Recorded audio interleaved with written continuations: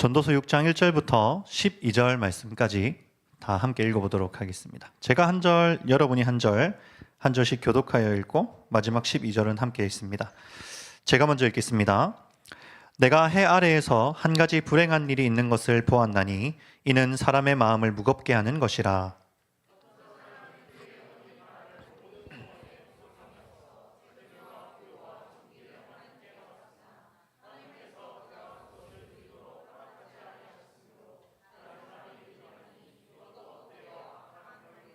사람이 비록 100명의 자녀를 낳고 또 장수하여 사는 날이 많을지라도 그의 영혼은 그러한 행복으로 만족하지 못하고 또 그가 안장되지 못하면 나는 이르기를 낙태된 자가 그보다는 낫다 하나니.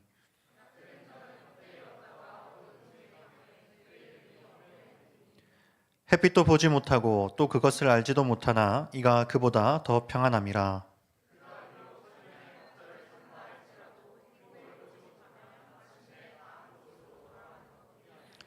사람의 수고는 다 자기의 입을 위함이나 그 식욕은 채울 수 없느니라.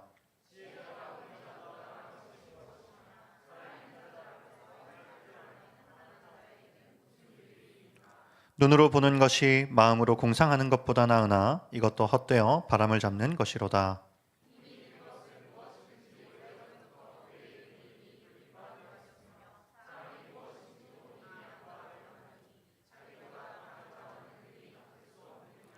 헛된 것을 더하게 하는 많은 일들이 있나니 그것들이 사람에게 무슨 유익이 있으랴.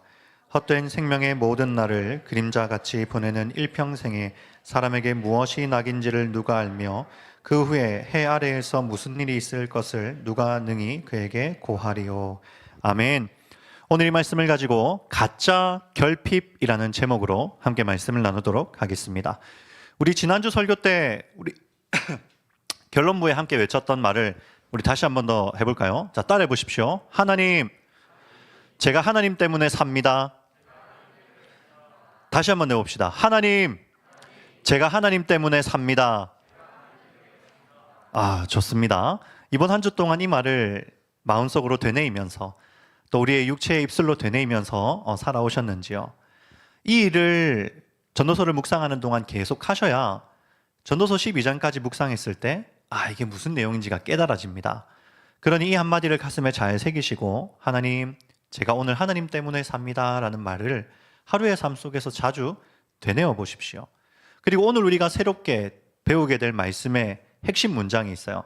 같이 한번 따라해 볼까요? 하나님, 제가 하나님으로 인해 삽니다. 우리 지난주는 뭐였죠? 제가 하나님 때문에 삽니다였죠. 근데 오늘은 뭘 기억해야 한다고요? 하나님, 제가 하나님으로 인해 삽니다예요. 이 말을 오늘 잘 기억하셨으면 좋겠어요. 오늘은 행복과 결핍에 관하여 여러분에게 말씀을 나누려고 합니다. 우리를 보통 행복하게 해주는 요인이 뭐가 있습니까? 여러분은 뭘 가지거나 뭘 할 때 가장 행복하세요? 물론 다양한 행복의 조건들이 있겠지만 그 중에 제일은 아무래도 돈이 아닐까 생각합니다. 여러분 돈 많으면 행복하잖아요. 돈 쓸 때 행복하고 내 통장에 돈 많으면 행복하고 그렇죠? 오늘 본문을 기록한 이 지혜자도 돈이 중요하다는 사실을 인정합니다. 돈이 많고 그 돈을 누리며 사는 건 즐겁고 그것 또한 하나님의 선물이라고 분명하게 인정해요. 지난주 본문이지만 전도서 5장 19절을 보십시오. 같이 한번 읽어봅시다. 시작. 또한 어떤 사람에게든지 하나님이 재물과 부요를 그에게 능히 누리게 하시며 제 몫을 받아 즐거워하게 하신 것은 하나님의 선물이라. 아멘. 돈을 누리고 돈을 사용함으로써 즐거움을 누리는 것은 하나님의 선물이다라고 분명하게 말해요. 그런데 문제가 있습니다. 돈이 많아도 그것을 제대로 누리지 못하고 일평생 돈을 더 많이 벌고 그리고 자기가 벌어놓은 돈을 지키기 위해서 고분분투하다가 비참하게 죽는 경우도 있다라는 거예요. 그래서 전도자는 5장 19절에서는 돈이 중요하고 돈을 누리는 것도 하나님의 선물이지만 6장 2절을 보십시오. 반대 이야기를 합니다. 같이 한번 읽어볼게요. 시작. 어떤 사람은 그의 영혼이 바라는 모든 소원에 부족함이 없어 재물과 부요와 존귀를 하나님께 받았으나 하나님께서 그가 누리도록 허락하지 아니하셨으므로 다른 사람이 누리나니 이것도 헛되어 악한 병이로다. 아멘. 전도자는 바로 이어서 돈이 많을 때에 우리가 겪을 수 있는 비참함과 어려움도 언급하고 있어요. 왜 전도자는 돈으로 인해 누릴 수 있는 즐거움과 또 돈으로 인해 생길 수 있는 비참함을 모두 우리에게 보여주고 있을까요? 그 이유는 간단합니다. 이 돈이라는 것이 무조건 행복으로 직결되지는 않는다는 것을 우리에게 보여주기 위해서예요. 분명 돈을 통해서 얻을 수 있는 기쁨과 즐거움이 많지만 돈이 항상 인간을 행복하게 해주지는 않습니다. 때로는 돈 때문에 엄청난 고통과 또는 슬픔을 마주해야 할 때도 있어요. 돈뿐만이 아닙니다. 고대 사회에서 가장 큰 복이라고 여겼던 것 두 가지가 더 있는데 하나는 다산, 자손을 많이 낳는 것이고 하나는 장수입니다. 오래 사는 거예요. 그래서 바로 이어지는 3절도 보십시오. 같이 한번 읽어보도록 하겠습니다. 시작. 사람이 비록 100명의 자녀를 낳고 또 장수하여 사는 날이 많을지라도 그의 영혼은 그러한 행복으로 만족하지 못하고 또 그가 안장되지 못하면 나는 이르기를 낙태된 자가 그보다는 낫다 하나니. 아멘. 지금 이 이야기를 하는 이유도 간단합니다. 다산, 자손이 많은 것과 장수, 오래 사는 것도 그 자체가 행복으로 직결되지만은 않는다는 걸 말하고 싶은 거예요. 자손이 많아서 행복한 사람이 있는가 하면 그렇지 못한 사람이 있어요. 건강하게 오래 살아도 즐거운 사람이 있는가 하면 그렇지 못한 사람이 있습니다. 분명 이것들이 우리를 행복하게 해주는 주요한 요인이 되는 것은 사실이지만 항상 이것이 행복을 보장해 주지만은 않는다는 말을 하고 싶은 거예요. 때로는 많은 자손 때문에 여러 가지 문제를 마주하기도 하고 때로는 원하지 않는 장수를 누릴 때도 있어요. 이처럼 우리의 삶을 행복하게 해줄 거라고 기대했던 것들이 때로는 행복을 보장해 주지 않는 이유를 오늘 본문에서 지혜자는 한 단어로 말하고 있습니다. 바로 만족이에요. 3절을 다시 한번 보십시오. 다산이 있고 또 장수가 있다 할지라도 무엇을 하지 못하면 만족하지 못하면. 그러니까 자꾸만 결핍이 눈에 보이는 겁니다. 돈을 아무리 많이 벌어도 여전히 갖고 싶은 게 많고 아무리 장수를 누려도 내 삶이 완벽하게 만족스럽지가 않습니다. 아무리 자손이 많아도 그 가운데 부족한 부분들이 자꾸만 보이기 마련이에요. 돈이 많고 자손도 많고 장수하면 만족해야 하는데 인간은 결코 만족이 안 되는 존재라는 사실을 우리에게 명확하게 인지시키고 있는 거예요. 너네 돈 많으면 행복할 것 같아? 너넨 절대 돈으로 만족 못해. 장수하면 행복할 것 같아? 너네 오래 산다고 만족 못해. 자손이 많으면 행복할 것 같아? 자손이 많다고 너네가 만족할 수 있는 존재가 아니야 라는 걸 우리에게 꼬집고 있는 거예요. 그래서 3절을 다시 보세요. 안장되지 못하면 이라고 기록하는데요. 여러분, 안장이 뭡니까? 편안할 안에 장사 지낼 장입니다. 그러니까 편안하게 장사된다는 거예요. 근데 안장되지 못한다는 게 무슨 말입니까? 우리가 죽을 때는, 최소한 죽을 때는 편안하게 장사되어야 하는데 인간은 죽을 때까지도 만족을 모른 채 죽는다는 거예요. 죽음을 눈앞에 두고도 아쉬운 게 있고 부족한 게 있어서 결핍을 마음 한켠에 담은 채로 죽는다는 겁니다. 정말 우리의 인생 같지 않습니까? 죽기 직전에 그래도 만족스럽다, 다 이루었다 이렇게 해야 하는데 그렇게 못한다는 거예요. 아쉬운 게 있고 좀 더 했으면 하는 게 있고 여전히 만족스럽지 못한 채 안장된다는 겁니다. 안장이 아니죠. 그냥 죽는 거예요. 그래서 지혜자는 조금 과격한 표현을 씁니다. 만족이 없다면 낙퇴된 자가 그보다는 낫다라고 말해요. 여기서 낙퇴된 자는 어떤 존재죠? 분명 존재하긴 합니다. 그러나 삶은 살아보지 못했어요. 존재하나 삶은 살아보지 못한. 인생은 살아보지 못한 자를 낙퇴된 자라고 말하고 있습니다. 어떻게 삶을 살지 못해 본 사람이 더 행복하다라고 말할 수 있습니까? 우리는 이 말을 이해하기가 참 어려워요. 그래도 인생이라는 걸 좀 살면서 맛있는 음식도 좀 먹어보고 돈 버는 재미도 좀 누려보고 물론 잠깐 있다가 사라질 것이지만 그런 많은 것들을 누려보고 죽는 게 더 낫다고 우리는 생각합니다. 그런데 이것은요, 어디까지나 우리의 생각이에요. 오늘 본문을 기록한 지혜자는 끝없는 결핍과 그리고 그 결핍을 채우기 위해 분투하는 우리의 인생이 결코 행복하지 못하다라고 단언합니다. 인간이라는 존재가 사라지지 않는 결핍 속에서 결코 채워지지 않는 행복을 찾아서 떠난다는 거예요. 여기서 여러분이 오해하시면 안 되는 게 있습니다. 좀 더 정확하게는 잠깐 있다가 사라지는 행복이 아니라 영속적인 행복을 누릴 수가 없다는 거예요. 사라지지 않는 행복. 우리를 변함없이 행복하게 해줄 그 무언가가 우리의 삶 가운데 있다는 겁니까? 없다는 겁니까? 없다는 거예요.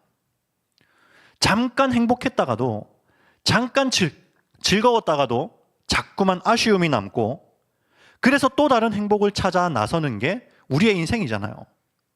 여러분, 유치원 때 재밌게 놀았던 장난감이 초등학교 가면 그대로 재밌던가요? 아닙니다. 초등학교 때 열심히 했던 오락실 게임이, 요즘은 오락실이 없죠. 무슨 게임이지? 어쨌든 게임이 중학생이 돼도 재밌던가요? 아닙니다. 중고등학교 때 열심히 했던 그런 놀이들이 대학생, 성인이 돼서 재미있느냐? 아닙니다. 우리는 나를 손에 쥐고 살다가 이게 시시해지고 재미없어지면 또 다른 행복을 찾아서 자리를 옮겨갑니다. 그게 우리의 인생이라는 거예요. 그래서 지혜자는 이 결핍의 가장 주요한 원인이 되는 세 가지를 우리에게 보여주고 있어요. 오늘 본문 7절을 보십시오. 같이 한번 읽어보겠습니다. 시작. 사람의 수고는 다 자기의 입을 위함이나 그 식욕은 채울 수 없느니라. 아멘. 인간의 첫째 결핍, 바로 먹는 것입니다. 사람의 수고는 다 자기 입을 위함이나, 무슨 말이죠? 우리의 수고는 먹고 살기 위한 수고라는 겁니다. 이유 있으십니까? 여러분, 먹고 살려고 다 공부하고 일하시잖아요. 그렇죠? 여기서 한 가지를 꼬집습니다. 자기의 입을 위함. 우리는 자기 결핍을 채우기 위해서라면 타인의 입은 고려하지 않습니다. 오직 자기 입만을 위해 사람들은 수고하고 치열하게 살아가요. 여러분, 혹시 일하실 때, 수고하실 때 다른 사람의 입 또는 다른 사람의 몫을 고민하고 생각하며 일해 보신 적 있으세요? 그런 분들이 있다면 대단하신 거예요. 대부분은 내 것만 생각하잖아요. 내 거, 내 월급, 내 승진, 내가 얻을 목, 내가 먹을 거. 이게 우리의 현실이라는 겁니다. 그런데 문제는 뭐죠? 식욕을 완전히 채울 수가 없대요. 우리는 아무리 맛있는 음식을 먹어도, 아무리 배부르게 먹어도 하루에 몇 번이고 우리의 배고픔은 반복됩니다. 아무리 비싸고 맛있는 음식을 먹어도 시간이 지나면 금세 또 배가 고파요. 처음 먹었을 때는 분명 엄청 맛있었습니다. 우와, 너무 맛있다. 아니, 세상에 이런 음식이 있다니 하면서 먹어요. 근데 점심에 그거 먹었는데 저녁에 그거 또 주면? 물론 맛있겠지. 또 맛있게 먹습니다. 다음날 아침에 일어나서 눈을 떴는데 또 그 음식이 식탁에 차려져 있어요. 어떨까요? 좀 곤란한데? 그렇죠? 아무리 맛있는 음식이라 하더라도 그게 영속적으로 변함없이 여러분에게 만족과 즐거움을 주지는 못한다는 이야기를 하고 있는 거예요. 그러면서도 우리는 어떻죠? 끊임없이 자기 입만을 위해서 살아요. 밥 먹을 때 옆에 있는 사람 밥 먹었는지, 다른 사람 배고프지는 않은지, 혹시나 돈이 없어서 옆에 있는 사람이 굶고 있지는 않은지를 여러분은 살피면서 살고 계십니까? 그리스도인은 그렇게 살아야 돼요. 나의 입만이 아니라 옆에 있는 지체의 입을 생각하면서 살아야 하는데, 우리 그리스도인조차도 자기 입만 쫓으며 사는 인생의 모습을 보여줄 때가 많죠. 밥 먹을 때 10,000원짜리 돈가스 사 먹을 돈으로 밥 못 먹는 친구랑 5,000원짜리 라면을 사 먹으십시오. 그게 그리스도인의 삶이고, 그것이 바로 하나님 나라에서 우리의 이트론을 남기는 방법입니다. 이것에 대해서는 다음 주에 제가 계속 말씀을 드릴 거예요. 어쨌든 우리는 무엇을 위해 산다? 자기 입, 자기의 먹을 것, 그 결핍을 채우기 위해 우리는 산다는 겁니다. 그리고 두 번째는요, 9절을 같이 한번 읽어봅시다. 함께 있습니다. 시작. 눈으로 보는 것이 마음으로 공상하는 것보다 나으나 이것도 헛되어 바람을 잡는 것이로다. 아멘. 두 번째의 결핍은요, 바로 갖는 것의 결핍입니다. 갖는 것, 가지는 것. 여러분, 사람은 열심히 돈 벌어서 자기 갖고 싶은 것을 가지려고 합니다. 자, 여기에도 이의가 있으십니까? 없으시죠? 여러분, 열심히 돈 벌어서 뭐 하려고 돈 벌어요? 내가 갖고 싶은 거, 내가 하고 싶은 거 하려고 돈 버시잖아요. 우리는 눈에 보이는 안목의 정력을 채우면서 매일매일을 삽니다. 내가 수고하고 땀 흘려서 무언가를 획득할 때만큼 기쁘고 즐거울 때가 없어요. 그리고 지혜자도 이 사실을 인정하고 있습니다. 말씀을 다시 한번 보세요. 9절을. 눈으로 보는 것이 마음으로 공상하는 것보다 나으나. 무슨 말입니까? 마음으로 맨날 갖고 싶다, 이거 가지고 싶다 하는 것보다 이것을 가져서 내 눈앞에 두는 것이 훨씬 더 좋다는 거예요. 낫다는 겁니다. 안 그렇습니까, 여러분? 갖고 싶은 것 막 마음속에 공상만 하다가 내가 수고하고 노력해서 그걸 딱 내 눈앞에 딱 두고 있으면 얼마나 좋아요. 저도 아이패드 새로 나올 때마다 아이패드 실 뜯을 때 얼마나 행복하고 기쁜지 모릅니다. 그렇죠. 그런데 문제는 뭐죠? 그 기쁨이 얼마 안 가요. 본문을 다시 보세요. 헛되어 바람을 잡는 것입니다. 헛되다는 게 무슨 말인지 이때까지 계속 말씀드렸죠. 잠깐 있었는데 어떻게 돼요? 사라져요. 바람처럼 잠깐 불긴 불었는데 사라집니다. 엄청나게 갖고 싶어서 가졌는데 그 기쁨이 금방 사라져요. 그토록 갖고 싶었던 아이폰, 노트북, 가방, 그토록 갖고 싶은 그 무언가를 내 눈앞에 가지고 소유했을 때 분명 공상하는 것보다야 낫지만 결국 또 지겨워지고 다른 무언가를 갖고 싶어 합니다. 언제까지? 언제까지 이게 반복될까요? 죽을 때까지. 그렇지. 죽을 때까지. 이거 갖고 싶어서 가졌다가 좀 지겹네. 또 다른 거 가졌다가 또 지겹네. 또 다른 거 가졌다가 또 지겹네. 이걸 우리는 언제까지 반복한다고요? 죽을 때까지. 마지막 세 번째 6장 10절을 같이 한번 읽어봅시다. 함께 있습니다. 시작. 이미 있는 것은 무엇이든지 오래전부터 그의 이름이 이미 불린 바 되었으며 사람이 무엇인지도 이미 안 바 되었나니 자기보다 강한 자와는 능히 다툴 수 없느니라. 아멘. 마지막 세 번째로는 새로운 것의 결핍입니다. 어떤 결핍이요? 새로운 것의 결핍이에요. 쉽습니다, 여러분. 우리는 늘 신작을 기대합니다. 드라마도, 영화도, 그리고 전자기기도, 또 학문도, 연인도, 그 외에 인생의 모든 것에서 우린 자꾸만 새로운 걸 추구해요. 내가 만나던 남자친구가 조금 지겹다 싶으면 새로운 남자친구를 만나면 뭔가 좀 다르겠지라는 기대를 합니다. 내가 가지고 있던 아이패드가 조금 지겨우면 이번에 새롭게 나온 아이패드를 사면 뭔가 좀 다르겠지라는 기대를 합니다. 그 외에도 우리는 끊임없이 뭘 추구하죠? 새로운 것. 그리고 이 새로운 것이 나에게 또 다른 새로운 만족을 줄 거라고 기대해요. 학문에서도 마찬가지죠. 날마다 새로운 것을 추구합니다. 뭔가 새로운 아이디어를 자꾸만 내야 해요.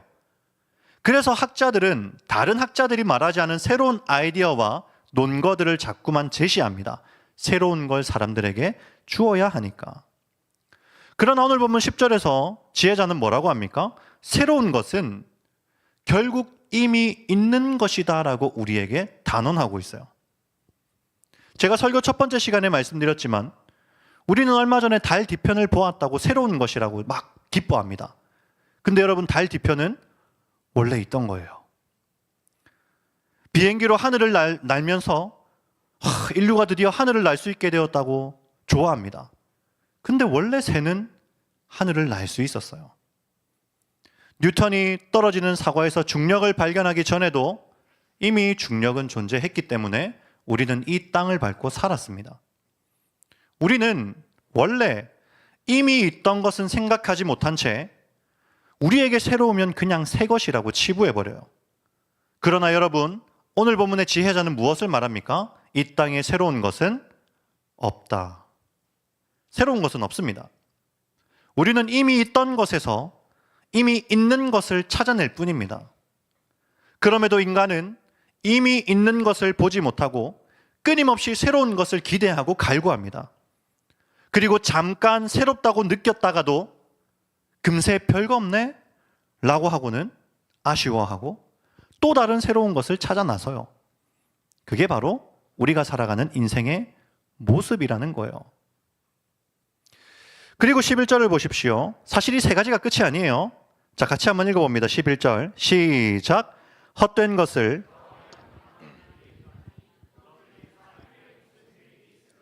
아멘. 그 외에도요, 헛된 것을 더하게 하는 많은 일들이 있습니다.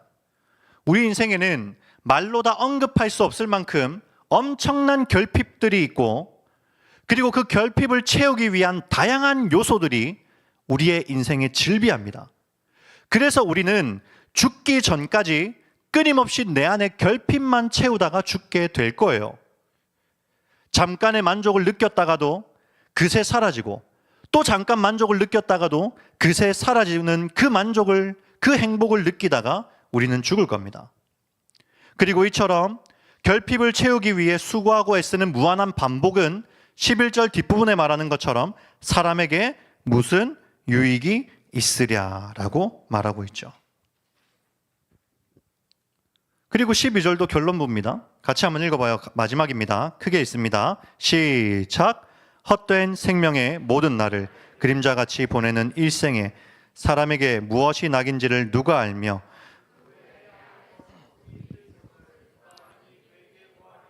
아멘.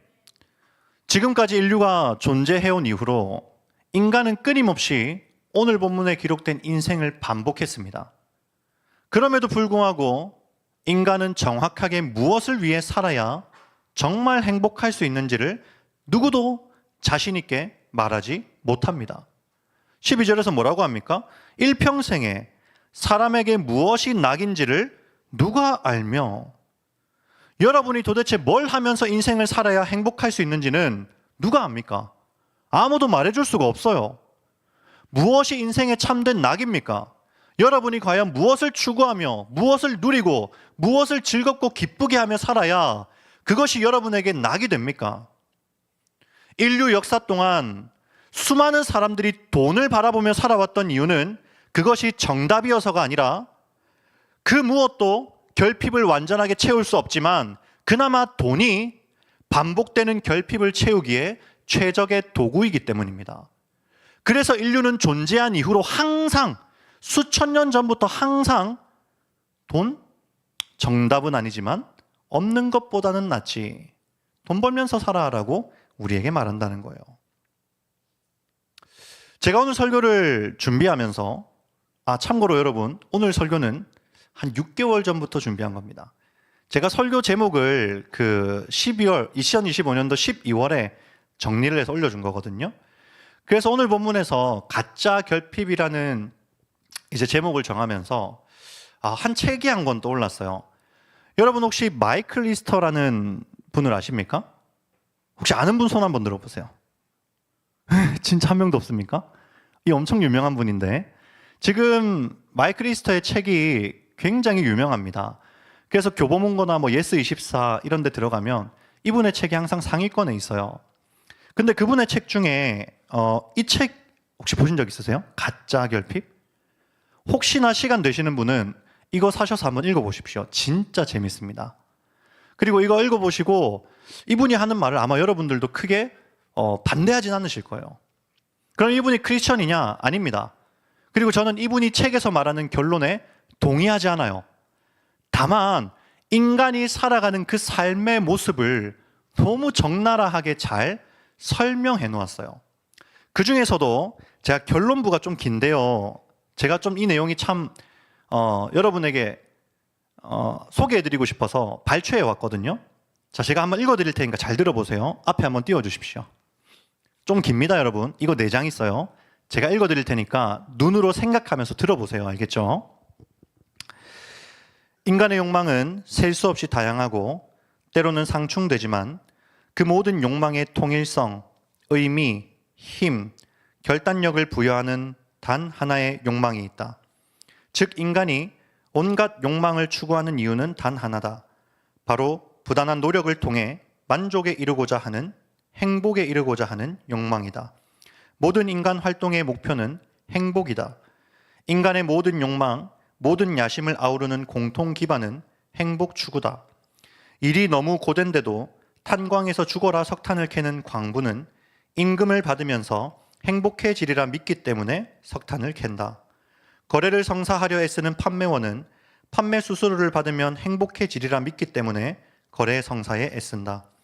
밥을 한 그릇 더 먹든 인터넷에서 악플을 달든 쿠팡에서 또다시 구매 버튼을 누르든 무슨 행동을 하든 그 이유는 행복해지기 위함이다. 결국 결핍의 고리도 행복을 줬다 빠지는 것이다. 우리가 내리는 최악의 판단조차 궁극적인 목표는 행복이다. 어째서 그런 걸까? 아퀴나스는 인간이 자신의 복지에 필요한 일을 하고자 하는 자연스러운 욕망을 가지고 있다고 설명한다. 그의 주장은 일찍부터 과학적으로 입증되기 시작했다. 1872년 찰스 다윈은 여러 차례 논문을 써서 감정이 진화 과정에 어떤 역할을 했는지를 설명했다. 험난한 자연 환경에 맞서야 했던 과거 인류는 결핍을 채우려는 욕망 덕분에 살아남을 수 있었다. 마약을 하거나 맛난 걸 먹거나 소유물, 명성, 정보를 얻을 때마다 보상으로 쾌락이나 기쁨을 느끼도록 진화한 것이다. 바로 이 느낌이 소위 행복이라는 신비하고 보람찬 감정을 만들어냈다. 그러나 행복은 잠깐 나타났다가 사라졌다. 내일이 오면 부족한 자원을 두고 또 투쟁해야 했기 때문이다. 이 지점에서 결핍의 고리가 탄생했다. 인간은 삶을 개선할 기회를 찾았고 예측 불가한 결과를 기다리느라 긴장감을 느꼈으며 성공적인 결과가 나왔을 때 행복을 경험했다. 하지만 행복은 찰나였다. 어느새 불만과 갈망이 다시 찾아왔다. 그렇게 인간은 즐거움과 기쁨을 가져다 줄 무언가를 찾아 또다시 불안과 긴장 속으로 돌아갔다. 돌고 도는 과정이 평생 반복되었다. 물론 이 악순환 덕에 인류는 생존했다. 행복이 오래 지속되었다면 인류는 살아남지 못했을 것이다. 인간이 영속적인 행복을 느꼈다면 그것은 두뇌라는 하드웨어의 정식 기능이라기보다 버그에 가까웠을 것이다. 무언가가 인간을 영구적으로 만족시켰다면 인간은 생존에 필요한 일을 그만두고 멸종했을 것이기 때문이다. 그렇기에 인류 진화는 끝없이 행복을 좇는 결핍의 고리 속에 살기를 택했다. 같은 이유로 영국의 신경과학자들은 영속적인 행복이 존재한다는 생물학적 근거가 없음을 지적한다. 뇌의 행복을 관장하는 독립적인 영역이 존재하는지는 여전히 밝혀지지 않았다. 그렇다고 행복의 정체가 뇌 스캔 영상에서만 불분명한 것은 아니다. 어느 모로 보아도 정체를 알기 어렵다. 수천 년 전 사상가로부터 현대 과학자에 이르기까지 수많은 이들이 행복을 콕 집어내려고 애썼다. 행복은 정확히 무엇이며 어떻게 행복을 지속시킬 수 있을까? 하지만 누구도 성공적인 해답을 내놓지 못했다. 라고 말하고 있어요. 방금 여러분은 거의 400~500페이지에 달하는 책 한 권의 결론을 방금 보신 겁니다. 이 이야기를 굉장히 섬세하게 잘 책에서 적어 놓았어요. 만약에 여러분이 이 책을 읽었다면 오늘 전도서 본문을 설교할 필요가 없었을 뻔했습니다. 현대의 지성인들 그리고 특히 과학자들과 인류 또는 사회 진화론자들이 말하는 이 행복의 개념을 굉장히 잘 정리해 놓았어요. 그래서 저는 이 책의 내용에 거의 대부분 동의했습니다. 그런데 여러분, 결론에 동의를 못했어요. 결론이 달라요. 그러니까 이분은 결핍 자체가 인간이 생존하기 위한 진화의 방편이었다라고 이야기합니다. 그런데 저는 거기에 동의하잖아요. 일단 이분이 말하는 최종 결론을 한 페이지만 더 읽어드릴게요. 자, 보십시오, 여러분. 집중해서 잘 보세요. 오늘날 인류가 진화를 거치며 갈망하게 된 것들이 이전 어느 때보다 많이 쏟아지는 현실에 더해 행복을 강조하고 강요하는 행복 산업까지 곳곳에 영향력을 발휘하면서 우리는 불행한 날이 하루라도 있다면 무언가가 잘못되었다는 생각을 가진 채 엉뚱한 목표를 쫓는다. 영국의 신경과학자들은 이렇게 지적한다. 어느 정도의 불만을 비정상적이거나 병리적인 문제로 가장한다면 허탈함과 좌절감이 자라날 뿐이다. 인간의 뇌가 진화한 방식을 고려할 때 불만은 개인의 실패를 나타내는 표지가 전혀 아니며 우리를 인간답게 만드는 것이다 라고 결론 지어요. 무슨 내용인지는 다 모르겠지만 그래도 핵심이 뭔지는 알겠죠. 이 책의 결론은 결핍 그 자체가 우리가 인생을 살아가는 동력이자 인생을 의미 있게 만드는 근원이라고 이야기를 해요. 쉽게 말하면 여러분이 오늘 하고 싶고 갖고 싶고 먹고 싶은 게 없으면 여러분은 오늘을 살아갈 이유를 못 찾는다는 거예요. 그래서 우리의 뇌는 어떻게 진화했다고요? 끊임없이 결핍을 느끼도록. 끊임없이 결핍을 느껴서 오늘을 살아갈 이유를 찾도록 진화했다는 거예요. 그게 이 책이 말하는 결론입니다. 과연 그렇습니까, 여러분? 여러분은 이분의 말에 어느 정도 동의하세요? 오늘 본문 3절, 6장 3절을 다시 한번 보십시오. 본문은 분명하게 행복으로 만족하지 못할 바에는 낙태된 자가 낫다고 단언합니다. 그럼 지금 지혜자는 오늘 우리에게 불가능한 행복을 요구하고 있는 것입니까? 우리가 잘 아는 것처럼 바울은 데살로니가 전서에서 빌립보서에서도 한번 띄워주십시오. 항상 기뻐하라. 내가 다시 말하노니 기뻐하라라고 우리에게 외치고 있어요. 그럼 바울은 우리는 항상 기쁠 수 없는데 불가능한 기쁨을 우리에게 요구하는 것입니까? 어떻게 생각하세요? 지금부터 잘 들으십시오. 지금까지 멍 때리셨던 분이라도 지금부터 잘 들으셔야 돼요. 전도서 6장 3절에서 행복이라고 번역되어 있는 단어를 헬라어 원어로 보면 따라해 보십시오. 토바. 다 따라해 보세요. 토바. 어디서 많이 들어본 단어이지 않습니까? 토? 그렇죠. 토브. 하나님께서 온 세상을 창조하시고 보시기에 좋았더라 라고 할 때 그 좋았더라가 바로 토브입니다. 왜 보시기에 좋았습니까? 하나님이 말씀하시고 말씀하신 그대로 되었고 그 그대로 된 세상이 완전했기 때문에 선했기 때문에 좋았더라. 토브라고 말씀하신 거예요. 하나님이 처음 창조하신 이 세계는 완전했습니다. 결핍이 없는 완벽한 세계였어요. 그런데 사람의 범죄로 인해 이 완전함이 깨어지고 무수히 많은 결핍이 창출되기 시작했습니다. 지금 제 말을 잘 들으셔야 돼요. 하나님은 토브, 완전한 선하심 속에 이 세상을 창조하셨는데 사람의 죄악은 끊임없이 하나님의 토브를 자꾸만 깨뜨립니다. 그럼에도 하나님의 토브, 하나님의 완전함은 여전히 이 땅에 남아 있어요. 그리고 저와 여러분은 우리의 죄로 인해 발생하는 수많은 결핍들에도 불구하고 여전히 남아있는 하나님의 토브, 하나님의 선하심에 기대어 토바, 행복을 누립니다. 다시 한번 말씀드립니다. 우리가 오늘 행복한 이유는 하나님의 토브가 여전히 우리의 삶에 남아있기 때문에 우리는 토바할 수 있는 거예요. 단적인 예를 한번 들어볼까요? 낮과 밤은 하나님께서 정하신 토브입니다. 선한 질서예요. 그런데 언젠가 이 선한 질서가 깨어져서 내일 태양이 뜰 확률이 50%라면 어떻겠습니까? 만약 여러분이 내일 아침에 눈 뜰 확률, 눈을 떠서 아침에 태양을 볼 확률이 50대 50이라면 어떻겠어요? 스펙타클하겠죠. 심장이 쫄깃할 겁니다. 과연 여러분 오늘 밤에 잠이나 제대로 자겠습니까? 오늘이 마지막은 아닐까? 그럼 난 오늘 뭘 해야 되지? 불안해하면서 오늘을 살겠지. 아마 인류가 살아가는 삶의 방식 자체가 바뀔 겁니다. 하지만 우리는 내일 해가 뜰 것을 걱정하고 불안해하며 오늘을 살지 않습니다. 우리는 하나님께서 정하신 질서대로 움직이는 토부 안에서 오늘을 살기 때문이에요. 이 결핍을 채우려는 무의미한 노력조차도 하나님의 완전한 토부 안에 있기 때문에 가능한 것입니다. 이 외에도 한번 생각해 보십시오. 만일 내일 하나님께서 정하신 땅과 물의 경계, 바다와 무태의 경계가 내일도 지켜질 확률이 50%밖에 안 된다면, 그래서 어쩌면 내일은 바다에 물이 넘쳐서 땅을 덮을지도 모른다면 여러분 오늘 어떤 마음으로 사시겠습니까?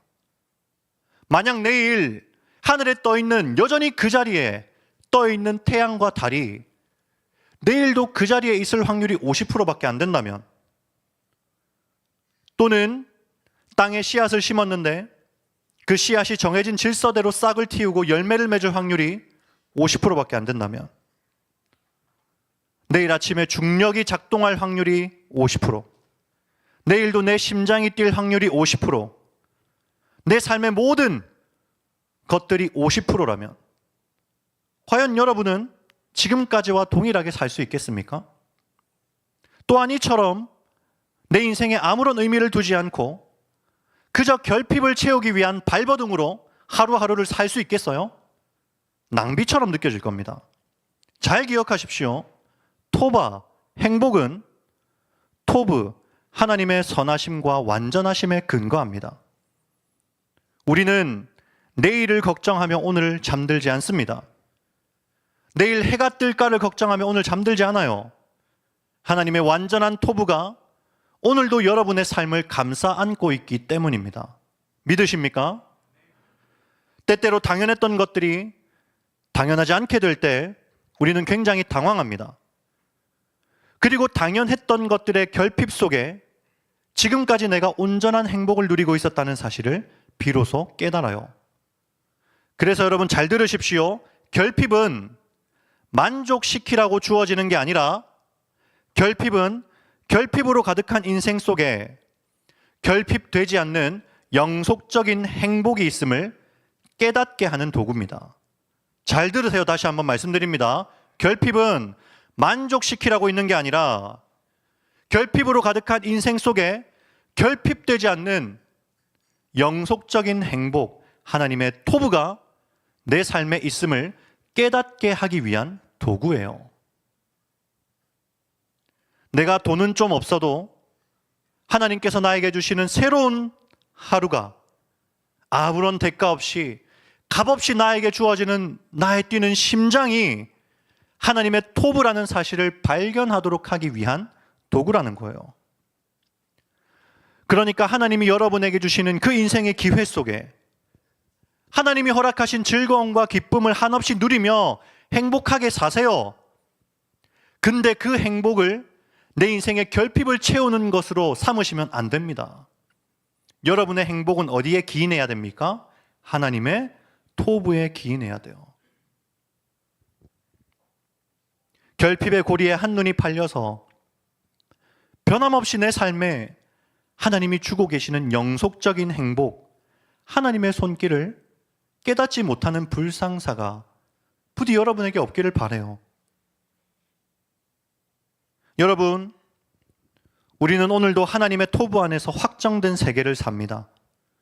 우리는 당연하게 여기지만 결코 당연하지 않은 하나님께서 정하신 이 창조의 질서 안에서 매일매일 우리는 숨쉬며 살아가요. 그리고 그 안에서 우리는 평안하고 때로는 안정하고 그리고 행복을 꿈꿉니다.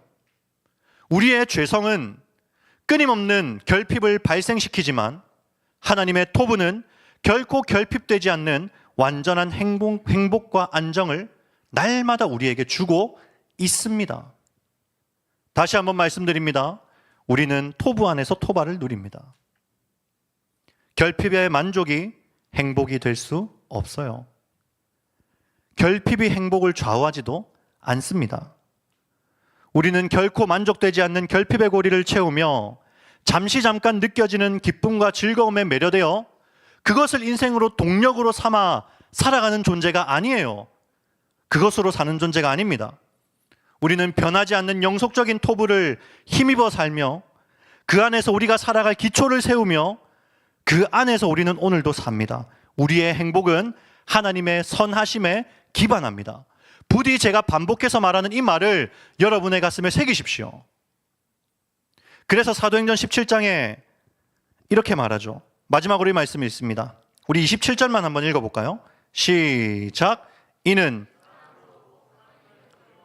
발견하게 하려 하심이로되 그는 우리 각 사람에게서 멀리 계시지 아니하도다.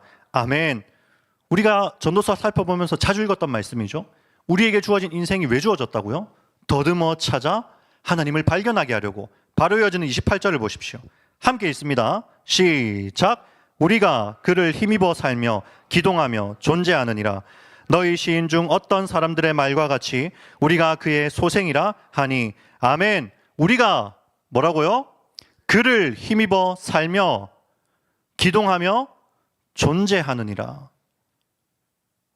이 말씀이 여러분의 마음에 꽂혀야 됩니다.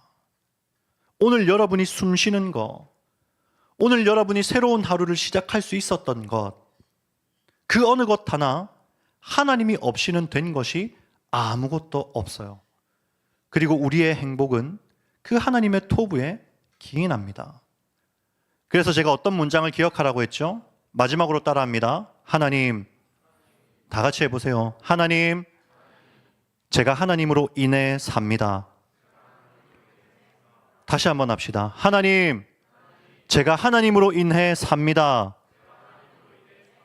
부디 한 주 동안 이 마음, 이 한 문장을 가슴에 새기고 매일마다 이 말을 되새기며 사십시오. 주님, 제가 오늘 하나님 때문에 살고 제가 오늘 하나님으로 인해 삽니다.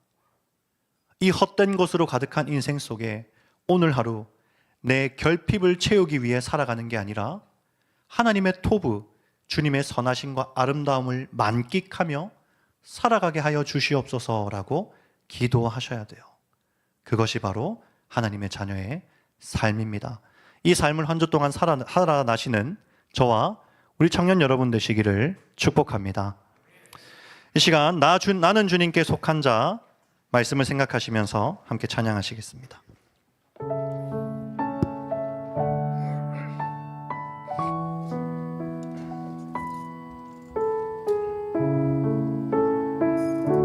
우리 가사를 묵상하시면서 힘을 다해 고백합시다. 이 땅에 내 삶이 비록 버겁더라도 주님의 선하심 나 믿으며 가리. 이 작은 자통에 주가 이뤄 가시니 감사로 사는 삶 나 살기 원하네. 내 삶의 시간 속에 주 일하시네.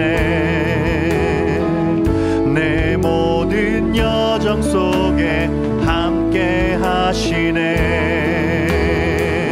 깊고도 크신 주의 영광을 나 보리라.